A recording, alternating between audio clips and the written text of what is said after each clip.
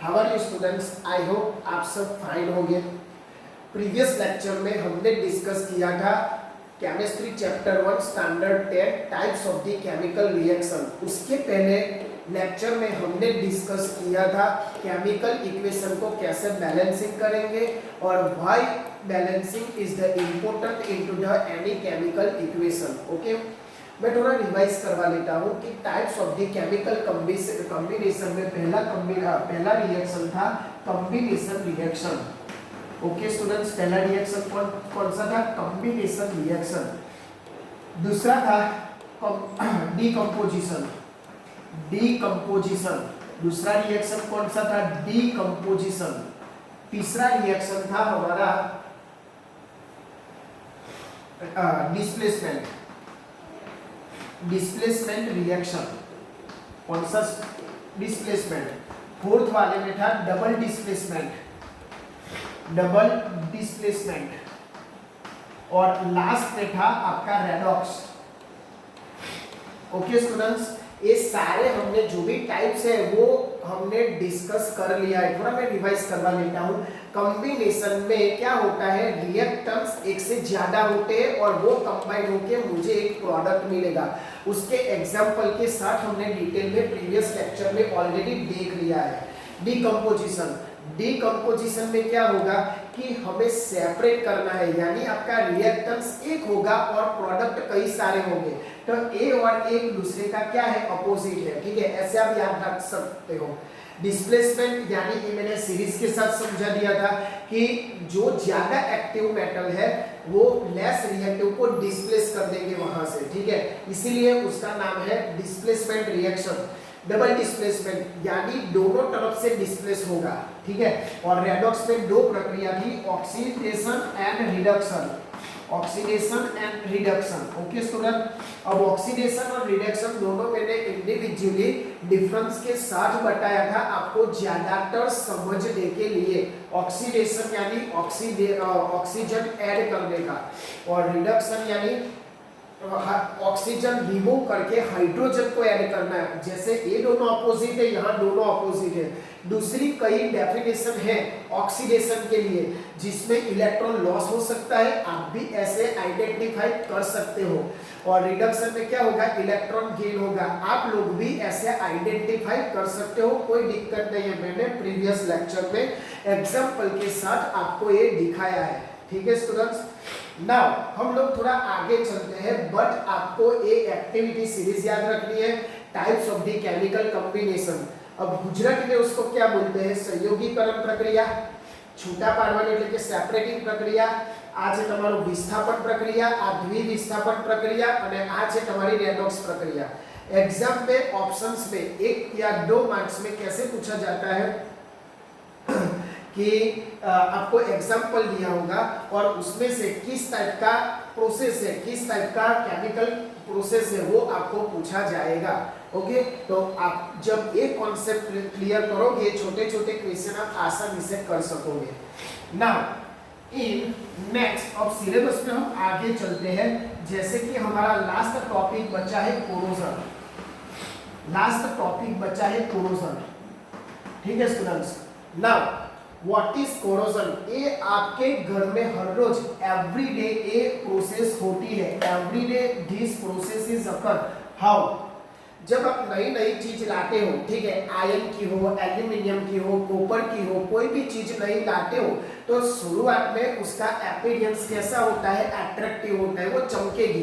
ठीक है, बट जैसे जैसे आप उसको यूज करते हो, टाइम जाता है तो उसका रिएक्शन एटमॉस्फेयर के साथ होता है। ज्यादातर आपकी एयर और क्या है? वाटर। ठीक है, जब उसके साथ रिएक्शन होता है तो उसका अपीयरेंस जो पहले अट्रैक्टिव था वो धीरे धीरे क्या हो जाएगा? कम हो जाएगा, उसका कलर चेंज हो जाएगा। ठीक है, तो वो किस लिए हो रहा है? जैसे लोखंड है तो वो रेड कलर में कन्वर्ट हो जाएगा। ठीक है, तो ये हुआ आपका कोरोजन सिंपल लैंग्वेज में। बट आप एग्जाम में कैसे लिखोगे वो इंपॉर्टेंट है। एग्जाम में तो ऐसे नहीं लिख सकते ना, एग्जाम में तो प्रॉपर डेफिनेशन चाहिए। तो कैसे लिखोगे आप प्रॉपर डेफिनेशन? तो लिखो इट इज अ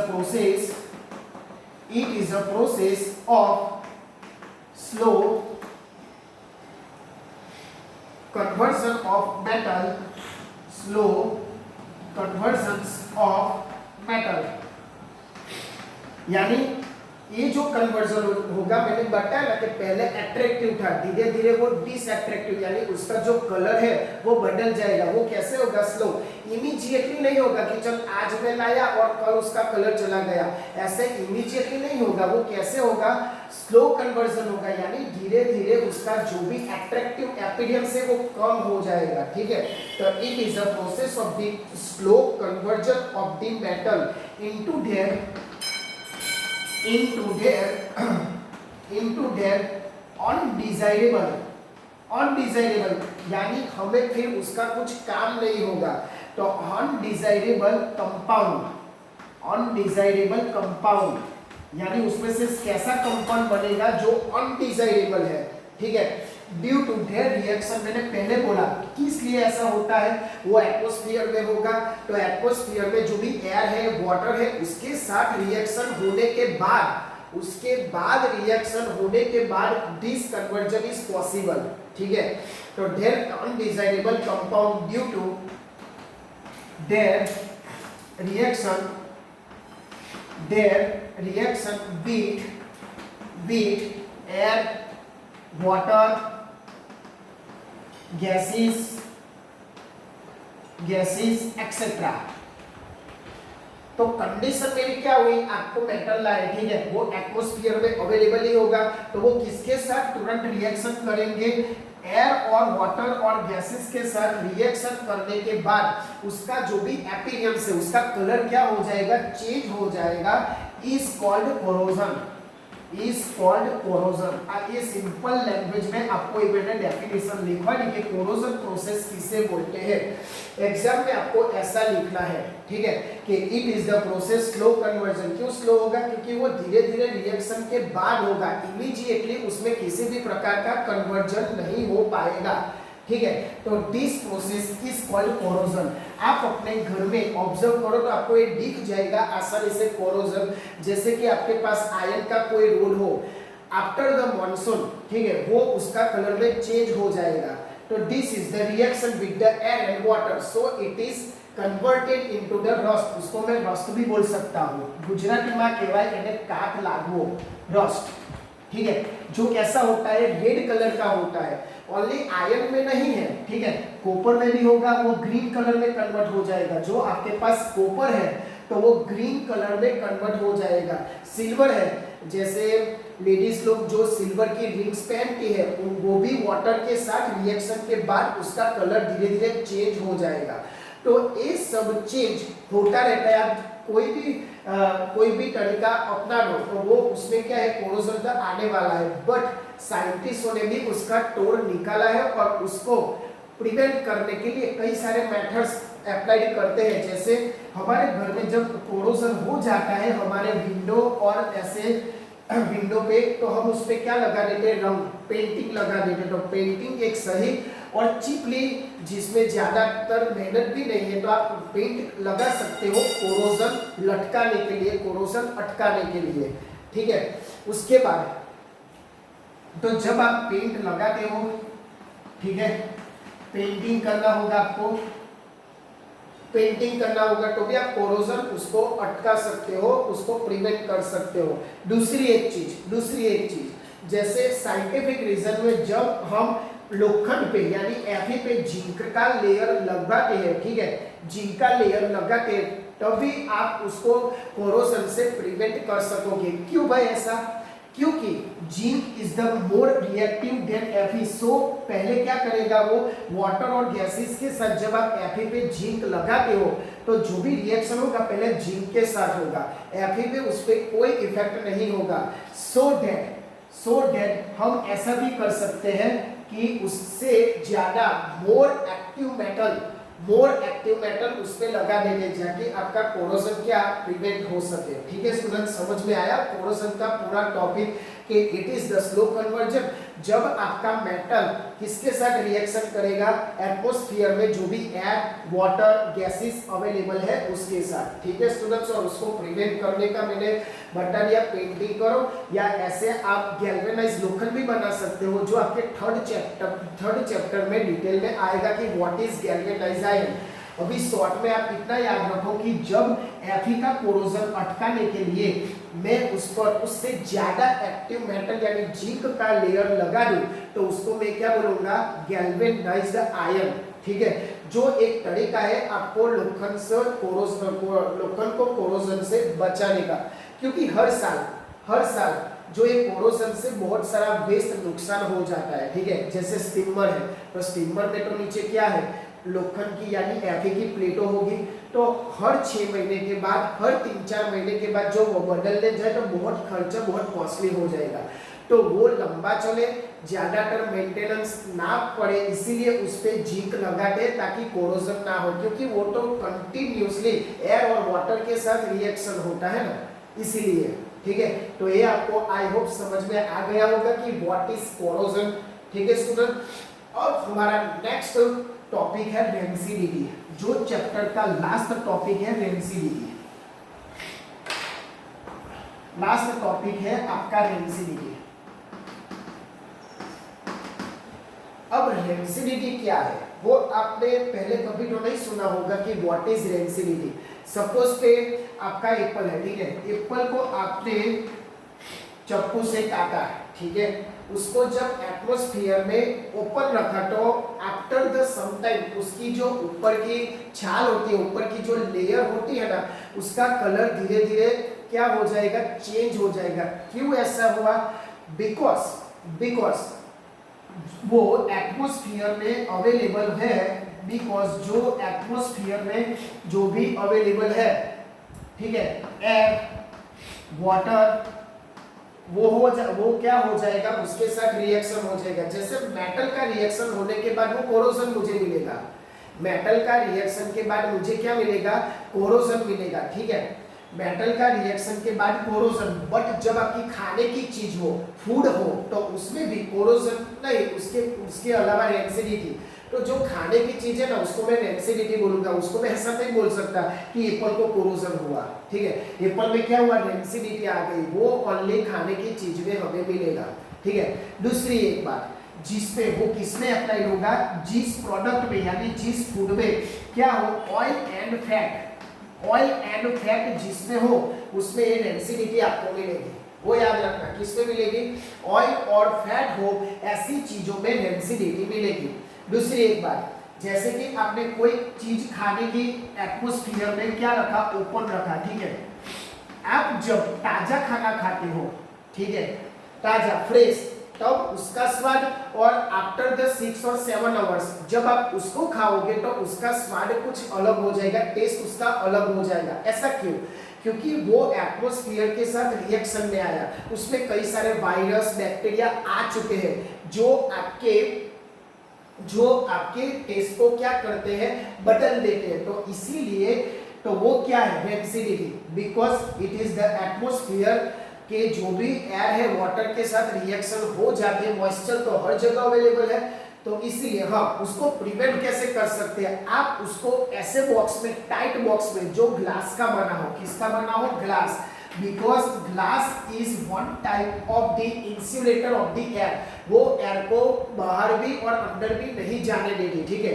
तो आप ऐसे चीज को क्या करोगे, ऐसे चीज को आप ग्लास के बॉक्स में क्या कर लो, एकदम टाइट से पैक कर लो, तो आप रेंसिडिटी से बच पाओगे, ठीक है।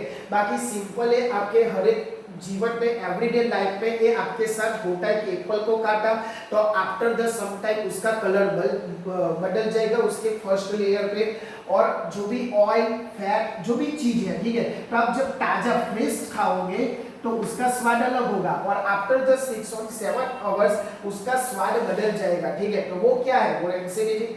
आप उसको कैसे प्रिवेंट कर सकते हो, जैसे मेटल पे मैंने पेंटिंग लगाई थी, उस पे मोर एक्टिव मेटल का रिएक्शन करवाया था, बस वैसे ही इन खाने की चीजों को किस पे रखो, एक ग्लास पे रखो, क्योंकि glass is the one type of the insulator of the air और आल्सो साउंड, सो तो वो प्रिवेंट करेगा with reaction with the air and water, it is called the rancidity. ठीक है, अब आप एग्जाम में कैसे लिखोगे, एग्जाम में कैसे लिखोगे, तो एग्जाम में आपको कैसे लिखना है कि whatever product have you oil and fat, which product आप ऐसे भी लिख सकते हो, which product or food have oil and fat are present, then it is the reaction with atmospheric air and water, then its the taste is changed, this process is called rancidity। उसको prevent करने का तरीका भी मैंने बता दिया आपको कि कैसे आपको प्रिवेंट करना है। ठीक है, तो हमारा आज का ये दोनों टॉपिक जो कोरोजन है, रेंसिडिटी है, वो हमारा आज खत्म हुआ। ठीक है, आपको कोई भी डाउट हो तो इस नंबर पे कॉल कर सकते हो, कोई दिक्कत नहीं। वैसे डाउट तो हो ही नहीं सकता क्योंकि सारी चीजें मैंने यहाँ समझा दी है।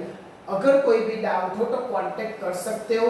मैंने आगे भी बोला है कि कोई बच्चा ट्यूशन के लिए अफोर्डेबल नहीं हो तो उससे ये लिंक शेयर करो ताकि उसको समझ में आए, क्योंकि कई सारे बच्चे ऐसे होते हैं जो स्कूल में कुछ नहीं बोलते, ट्यूशन में भी कुछ नहीं बोलते, तो उनका डाउट कौन क्लियर करेगा, क्योंकि उनको बोलने में ऐसी घबराहट होती है कि टीचर्स गुस्सा हो गए।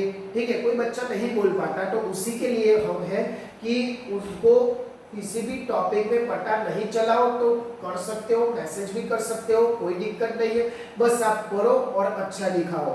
ठीक है, अब ये चैप्टर तो हमारा खत्म हो चुका, बट एक्सरसाइज में कई सारे क्वेश्चंस इंपॉर्टेंट है जो हमने अभी तक करवाया, जो भी केमिकल इक्वेशन उसके बारे में, और वो पूछे जाते हैं एग्जाम में। तो थोड़ा हम जो इम्पोर्टेंट है ना, पूरी एक्सरसाइज तो हम नहीं कर सकते, बट थोड़ा जो इम्पोर्टेंस है एग्जाम में पूछा जाता है तो वो मैं थोड़ा करवा देता हूँ।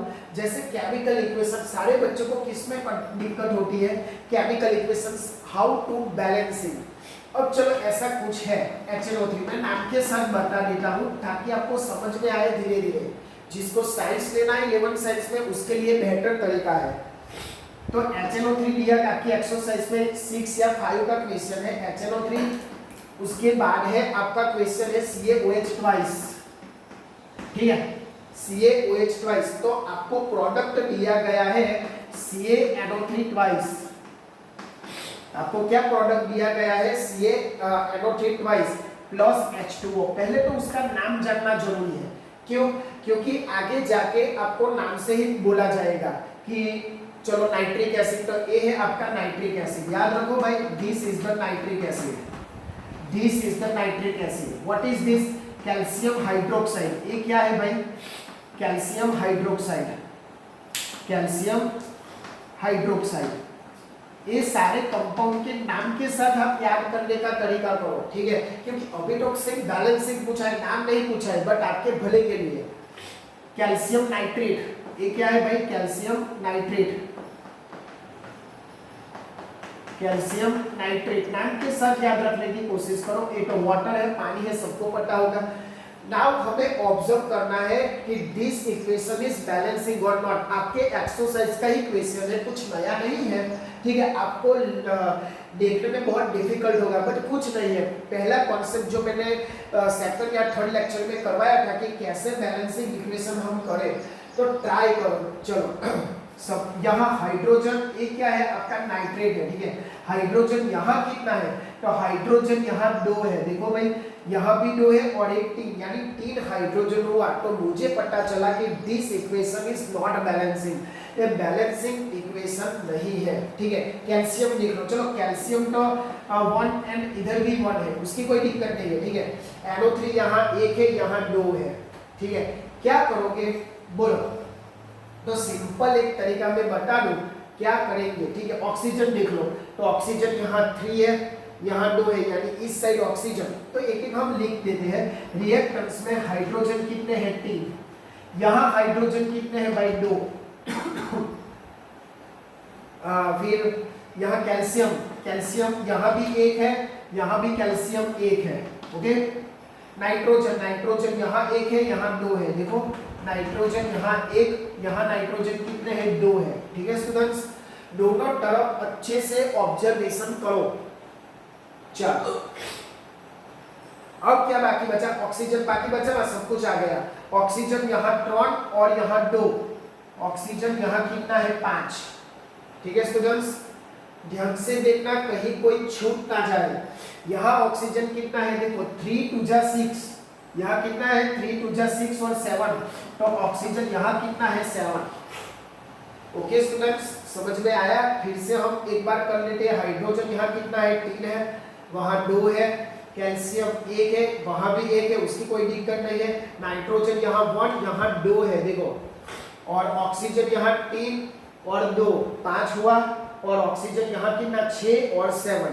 हमें कई सारे बैलेंस करने हैं, हाइड्रोजन भी बैलेंस करना है, नाइट्रोजन भी बैलेंस करना है और ऑक्सीजन भी बैलेंस करना है। ठीक है, कैसे करेंगे बैलेंस बोलो। हाइड्रोजन यहाँ 3 है और यहाँ कितना है ओनली 2 हाइड्रोजन है। ठीक है, क्या करेंगे बोलो। चलो अब सिंपल तरीका है। क्या तरीका है, सपोज कि यहाँ पे 2 से मल्टीप्लाई कर लो, सपोज कि यहाँ 2 से मल्टीप्लाई कर लो, तो देखो हाइड्रोजन यहाँ 2 हो गए, वहां भी 2 हो गए, कोई दिक्कत नहीं है, यानी 2 2 हो गए दोनों तरफ। चलो हाइड्रोजन बैलेंस हो गए, सिंपल।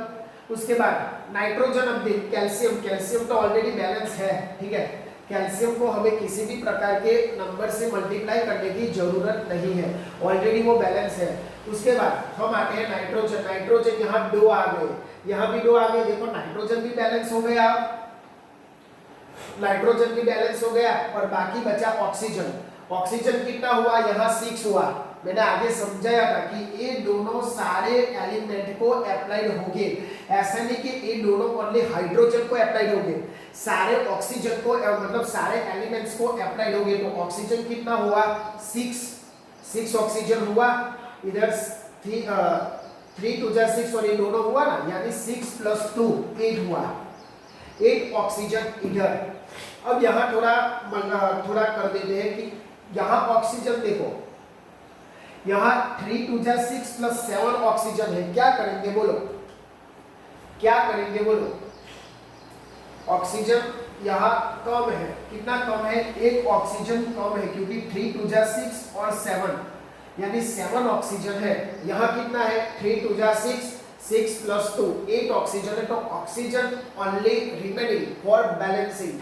कैसे करेंगे बोलो, कैसे बैलेंसिंग करेंगे ऑक्सीजन को, ऑक्सीजन को कैसे बैलेंसिंग करोगे। देखो स्टूडेंट्स, एक तरीका है हमारे पास। हाइड्रोजन देखो, हाइड्रोजन यहाँ 2 और 2 कितना हुआ 4 हुआ। हाइड्रोजन ये भी हमें गिनना है ना भाई, ये क्यों भूल जाते हो। हाइड्रोजन 2 हाइड्रोजन 2 4 हुआ। यहाँ हाइड्रोजन में है तो मैं ऐसा कर दूं, देखो तो हाइड्रोजन हो गया 4 और ऑक्सीजन भी हो गया यहाँ देखो 3 2 जा 6 और 6 + 2 8 हो गया सारा इक्वेशन बैलेंस। तो आपका फाइनली इक्वेशन क्या हुआ 2HNO3 नाइट्रिक एसिड के मुझे 2 मोल देने होंगे।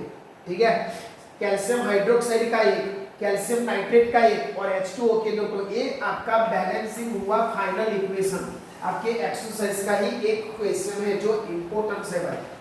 ठीक है, लिखने में आपको बहुत डिफिकल्ट लगेगा, बस उसमें क्या करना है थोड़ा बैलेंसिंग और थोड़ा दिमाग लगाना है।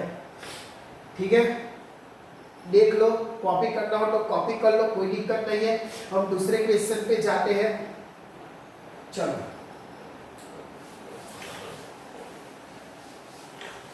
दूसरे क्वेश्चन में आपको दिया गया है NaOH। इसमें भी नाम याद रखना जरूरी है बच्चों, NaOH + H2SO4। H2SO4 देखो मैंने कई सारे कॉम्बिनेशन मतलब टाइप्स ऑफ द रिएक्शन भी करवाए, डिस्प्लेसमेंट, डबल डिस्प्लेसमेंट। तो एक यहाँ आ जाएगा उसके साथ और एक इसके साथ हो जाएगा। देखो तो क्या होगा, आपको क्या प्रोडक्ट मिलेगी, प्रोडक्ट दिया है आपको Na2SO4, Na2SO4 दिया गया है प्लस H2O। अब यहाँ भी आपको बैलेंसिंग करना है। तो पहले आपको मैंने बोला था कि पीरियोडिक टेबल में जो भी 1 to 30 एलिमेंट्स है उसको याद रखने की कोशिश करो। क्यों भाई, क्योंकि आप आसानी से पहचान सकोगे। क्या आसानी से पहचान सकोगे कि यहाँ कौन कौन एलिमेंट अलग अलग है। अब चलो आपने देखा ही नहीं है तो वो आप नाइट्रोजन अलग कर दो, ये सोडियम है वैसे तो, बट आप यहाँ से नाइट्रोजन अलग कर दो तो व्हाट इज ये, तो ऐसा कंफ्यूजन ना हो इसीलिए मैंने बोला कि पीरियोडिक टेबल को पहले क्या करो, ऑब्जर्व करो अच्छी तरह से, उसको एनालिसिस कर लो। तो यहाँ है सोडियम, सोडियम का सिंबल होता है Na नॉट SO। हम क्या करते हैं, ज्यादातर एलिमेंट उसके नाम से शुरुआत होते हैं, but sodium is starting with Na, ठीक है। Na यहाँ कितना है 1, इस साइड देखो 2 है। चलो ऑक्सीजन, ऑक्सीजन यहाँ कितना है 4 + 1 5, यहाँ ऑक्सीजन कितना है 5। चलो ऑक्सीजन यहाँ बैलेंस है। चलो हाइड्रोजन 2 + 1 यानी 3, यहाँ हाइड्रोजन कितना है 2 है। Hydrogen is must be required to be balance. And sulphur, sulphur यहाँ एक, यहाँ भी एक है। चलो सल्फर इज अ बैलेंस। समझ में आ रहा है बच्चा, थोड़ा दिमाग लगाओ, थोड़ा डिफिकल्ट लगेगा बट ये पूछे जाते हैं आपको इक्वेशंस। सोडियम को मुझे यहाँ डो करना है, कहाँ डो करना है, यहाँ करना है, तो चलो मैं यहाँ डो मल्टी, आप ऐसा नहीं कर सकते Na2OH। मैंने क्या बोला था, जब इक्वेशन में आप किसी भी नंबर से मल्टीप्लाई करो तो आगे करो, उसके सफिक्स में मत करो। कहाँ करना है, हमें आगे ही करना है। This is the rule, okay. चलो तो सोडियम यहाँ पे आ गया, सोडियम यहाँ पे आ गया, यहाँ भी आ गया। अब ऑक्सीजन की वैल्यू बदल जाएगी। ऑक्सीजन यहाँ कितना है 2 और यहाँ कितना है 4, यानी 6 हो गए, यहाँ 6 हो गए। बट इधर क्या होगा, इधर बदल जाएगा, कोई दिक्कत नहीं है, यहाँ 2 से मल्टीप्लाई कर लो, ठीक है। तो यहाँ हो गया oxygen and sodium will be balance. Hydrogen देख लो, हाइड्रोजन 2 दूनी 4, यहाँ भी 4 आ गए, देखो दोनों side 4 4। Hydrogen will be balance, sodium oxygen will be balance. And last बचा सल्फर, सल्फर तो ऑलरेडी बैलेंसिंग है। हो गया सब कुछ, कुछ घबराने की जरूरत नहीं है। आप मल्टीप्लाई करके फिर से कंपैरिजन करो कि भाई रिएक्टेंट्स में वो एलिमेंट और प्रोडक्ट में वो एलिमेंट सेम होना चाहिए स्टूडेंट, ठीक है। तो this is the equation of final balancing. तो ये सारे क्वेश्चन आपके एक्सरसाइज के ही है, ठीक है। अगर कोई भी दिक्कत हो तो कांटेक्ट कर सकते हो। चलो नेक्स्ट क्वेश्चन पे आप जाते हैं। हाँ, इसका नाम है सोडियम हाइड्रोक्साइड, नाम बताना भूल गया, sodium hydroxide, sodium hydroxide. This is the sulphuric acid and this acid is very important और कहा जाता है this acid is the queen of liquid, ठीक है। गुजराती में कहवाय एसिड नो राजा छे, किंग ऑफ द एसिड। याद रखજો H2SO4 is the king of the acid. चलो सोडियम सल्फेट और पानी, इसका नाम है सोडियम सल्फेट और सल्फ्यूरिक एसिड। अब नेक्स्ट इक्वेशन पे जाते हैं जो आपकी एक्सरसाइज का ये NaCl plus AgNO3। Same to same most of the equation में क्या आएगा, डबल डिस्प्लेसमेंट आएगा। इसीलिए मैंने बोला कि वो याद रखो आप, डबल डिस्प्लेसमेंट, ये इसके साथ चला जाएगा और इसके साथ चला जाएगा, ठीक है। तो क्या होगा यहाँ NaNO3, क्या होगा NaNO3 प्लस AgCl, उसका नाम डिफाइन कर लेते। This is the sodium chloride, जिसको हम हर रोज एवरीडे घर में यूज करते हैं। गुजराती में बोलाय मीठू, बराबर है। This is the sodium chloride. Silver nitrate, इसका नाम क्या है, सिल्वर नाइट्रेट। अब डायरेक्ट हम बैलेंसिंग की बात करते हैं। सोडियम, सोडियम एक, यहाँ भी प्रोडक्ट में भी एक। क्लोरीन, क्लोरीन कितना है, वो भी इस साइड एक, यहाँ भी क्लोरीन इज इक्वल टू 1, ठीक है। सिल्वर, सिल्वर भी एक है, देखो ये तो बैलेंस ही है, Ag1, ठीक है। फिर बचा कौन, नाइट्रोजन, नाइट्रोजन भी यहाँ एक, यहाँ भी एक। चलो ये तो सब बैलेंसिंग है। ऑक्सीजन भी टीम, देखो। तो याद रखो ये स्टेप करना क्यों जरूरी है, क्योंकि अब देखो डायरेक्ट आप ऐसे कर लोगे, ठीक है, डायरेक्ट विदाउट कंपैरिजन, तो आपको क्या पता चलेगा। इसीलिए पहले कंपैरिजन करो भाई कि बैलेंसिंग है कि नहीं। आपको कंफ्यूज करने के लिए डायरेक्ट ऐसा भी इक्वेशन दे दिया जाए, ठीक है। डायरेक्ट कंफ्यूजन के लिए बैलेंस इक्वेशन दे जाए कि चलो बच्चे क्या करते हैं। तो मोस्ट ऑफ स्टेप 1 पहले क्या करो भाई, पहले कंपैरिजन कर लो कि रिएक्टेंस में वो एलिमेंट्स कितने हैं और प्रोडक्ट में वो एलिमेंट्स कितने हैं। समझ में आया स्टूडेंट्स क्या है क्या नहीं? तो ध्यान रखना, पहला स्टेप 1 करना मत भूलना, उसी से आपको पता चल जाएगी कि कहाँ कहाँ कम एलिमेंट्स है और कहाँ ज्यादा है। ठीक है, तो एक पूरा क्वेश्चन मैंने करवा दिया बैलेंसिंग इक्वेशन का। ठीक है, तो आप एक बार रिफर कर लेना। बाकी तो क्वेश्चन है आपकी किस टाइप का केमिकल कॉम्बिनेशन केमिकल प्रोसेस है, जो हमारे 5 टाइप थे ना उसमें से है। ठीक है, फिर क्वेश्चन है आपका वर्ड्स में दिया गया है, यानी वर्ड्स में यानी जैसे sodium chloride plus silver nitrate, ऐसे वर्ड्स में लिया गया है। वर्ड्स तो आपको क्या लिखना है, ऐसे केमिकल सिंबॉलिक में रिप्रेजेंटेशन करना है आपको। ठीक है, वो एक क्वेश्चन है तो मैं वो करवा देता हूं ताकि आपकी एक्सरसाइज में आपको कोई दिक्कत ना हो, आपकी एक्सरसाइज में वो दिक्कत ना हो। ठीक है स्टूडेंट्स, चलो तो वो हम लोग करते हैं। आपको बुक्स में क्या दिया गया है, कैल्शियम हाइड्रोक्साइड दिया गया है, कैल्शियम हाइड्रोक्साइड।